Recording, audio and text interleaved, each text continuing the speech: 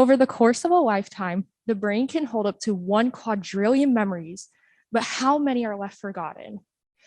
For me, I often feel that I forget more than I remember, whether it's an important meeting or that essay that I worked on tirelessly all night. There is always something left forgotten until it is uncomfortably remembered, unfortunately, too late. Unfortunately, I, like many of us, am all too aware of the consequences of a forgetful memory.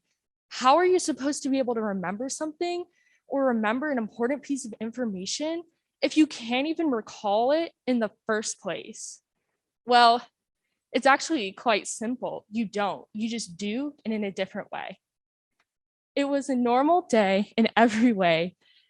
The skies were blue, my dog was sleeping the day away, and I was sitting in my usual spot doing work of some sort when all of a sudden my mom approached me to have a conversation. She asked me a question, I replied, and I walked away. Another day, another successful, ordinary conversation. Well, that's from my perspective, that is. When my mom had approached me and she asked me that question, I struggled to grab onto every word that casually fell out of her mouth. It was as if I copied down on paper every word that spilled out, only to realize I had smudged the lead along the way and can no longer decipher the wisp of lead that laid where words once stood. In my bout of confusion and distress, I looked everywhere to try to find some sort of hint as to what I had forgotten. I had no idea what it was or what importance it was, but all I knew is that my mom seemed very distressed. Well, I finally found the solution. I needed to go to the kitchen, of course. I forgot something. So I walked away, unaware of all that had just occurred 2 minutes prior. The truth is, up until that moment, I was not really aware of all the consequences that come with such a debilitating diagnosis as a concussion, which is some sort of traumatic brain injury that occurs as a result of usually a heart impaction, which in my case was because I fell off of a horse. I had just continued to live my life and my days in a blissful sort of ignorance, unaware of all the inconveniences that kept popping up. It's simply just whenever an inconvenience would pop up, I would just walk away as quickly as it had walked into my life. And that's just how I live my days. That's how I went around everything. I simply could not remember what I could not remember, and that's just how it was. Honestly, I was not fully aware of all the consequences or really of everything that was happening to me. Really, my mom was more aware of it than I was. The worst part about an illness is not always the pain that you feel or what happens. It's more of watching how everyone and everything crumbles around you. People change, schedules are altered, and your life is different, but yet you're just still standing there watching it all happen. In my case, I was unaware of how everyone was mourning the loss of myself, even though I was standing still there right in front of them. I had not known what funerals they had held or what they had mourned. To me, I was just living my life, and all I had known was that happiness that I felt when I continued to wrap another loop around my yarn mama craft. Now, I want you all to imagine for a moment the shoes that you're wearing. Don't look though. Pay special care and attention to the form, the shape of your shoe, maybe even the style. And if you aren't wearing a shoe right now, maybe think of one that you own. Now, you probably are thinking, well, I know what I own and I know what I put on this morning. I mean, you bought it, so you know what it looks like, obviously. Well, now actually take a look at your shoe. You probably forgot, like, maybe special scuff mark, the different textures on your shoe, the color of your shoe even, or what about the whole entire bottom side of your shoe? I know I certainly did not remember any of that. I mean, why would I have to? And that's kind of how I lived my life. It is very surprising how much information our memories can actually hold. Now, you were able to adapt to this deficit, and obviously it's not entirely important what textures are on your shoe or what color your shoe is. More of that it serves its function and you are able to go throughout your day. Much was the same for me. Even though my memory had really taken a hit and it had really changed my life, I was still able to live and move forward because I simply just could not remember what I could not remember. Even though my life had to change significantly because of a concussion, my attitude did not.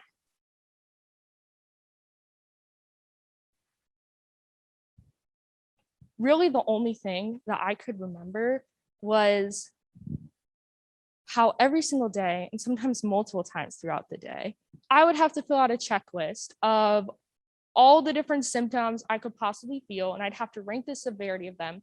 So that way, over time, me and my sports therapist could gauge my recovery, because obviously that's not something I'd be able to do by myself.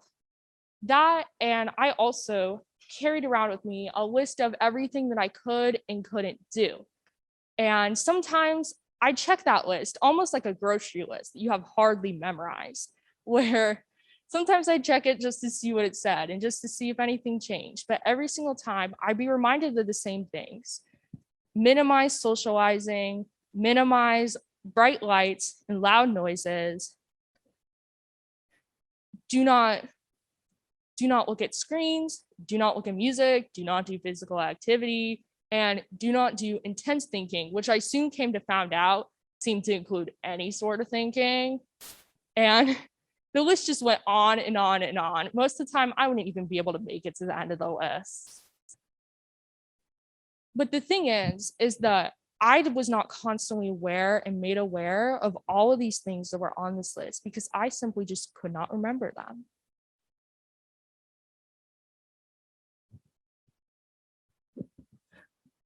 Now,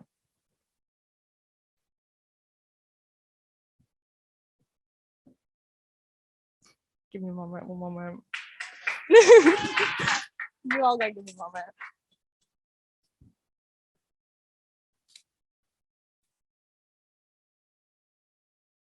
Okay, got this. Even though depression is one of the most common side effects of a concussion, I had not found a sadness in my new way of life, but rather a contentness that no one thought was possible. Now, you're probably like, what do you mean? You just finished listing all the different ways that a concussion affected your life and everyone's life around me. But there's one thing that's very important that I need you all to understand. When I got my concussion, it was like my brain had rolled around in my head like a pair of dice. And when it settled on a new number, I had settled into a new life, a new way of living. And simply, my normal was not the same normal as you. Most of the time, I couldn't even remember what my normal was. I did not know what my normal was before the concussion, usually a week before, and sometimes even a couple hours before. To me, it was normal to have to wear headphones and sunglasses and to only be able to think for 10 minutes straight. That was my normal. So, of course, comparing what your normal would be to my normal, you would find mine is very like uncomfortable and depressing. But the truth is that to me, all I saw was the little accomplishments that I was making every day, and that the new normals that I was setting for myself and the new things that I was doing. And forgetting was a tool that allowed me and enabled me to be able to do this. Now, a couple months later, after the incident with my mom, where I forgot everything, I felt anew. I felt that I had recovered and that my memory and I were on the same page. I could rely on it to remember things. And I could rely on it to remember things, and I could be able to recall more information than I'd ever had before. So then I walked into a classroom to go take a geometry test. And I had felt more than anything that I was ready to prove to myself all that I had overcome and all that I could now remember. Well, Thing is, when I got the test, you would think I didn't even know what geometry was. Like triangles, no. Parallel lines, what even are those? And besides failing the test, I failed to prove to myself that I had recovered. The thing was is that I was so focused on trying to make myself feel like I had fully recovered and that I was fully okay, even though I wasn't. And I knew I wasn't. It's just I so desperately wanted to remember. In fits of passionate rage, I jot down everything that I did not want to forget, because why would I want to forget so many things that were so important to me and so many memories that I valued? That is not a life that I wanted to live. And that test really proved to me that I was not okay, and I was not where I thought I was memory wise.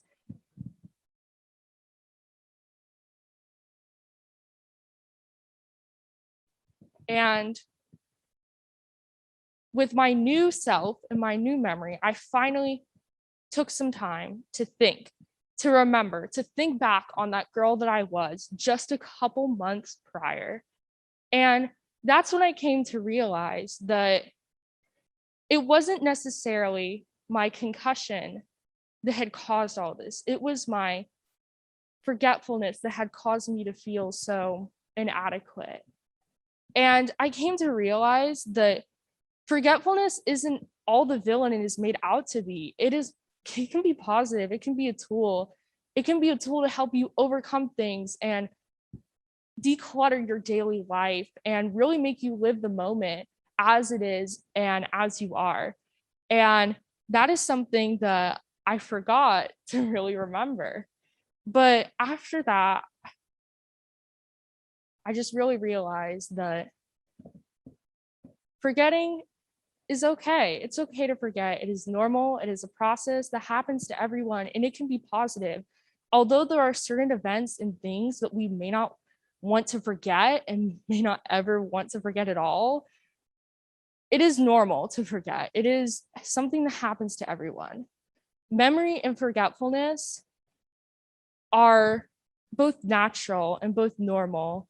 And although they aren't always positive, they can be used as tools to help our daily lives and to help us live in the moment and be better. So next time you forget something, maybe think of all that forgetting could do for you. Thank you.